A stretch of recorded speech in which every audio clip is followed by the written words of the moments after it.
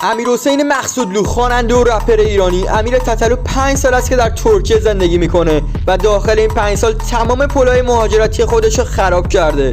اون به خاطر فحشایی که میده هیچ کشوری به اون ویزا نمیده و پیج اینستاش هم به خاطر همین موضوع برای همیشه بسته شد و این اینستاگرام اعلام کرد که این فرد دیگه نمیتونه وارد این اینستا بشه. امیر تتلو داخل این 5 سال شکایت‌های زیادی داشته، اما پلیس ترکیه به کسانی که از امیر تتلو شکایت کردن اهمیتی نداد.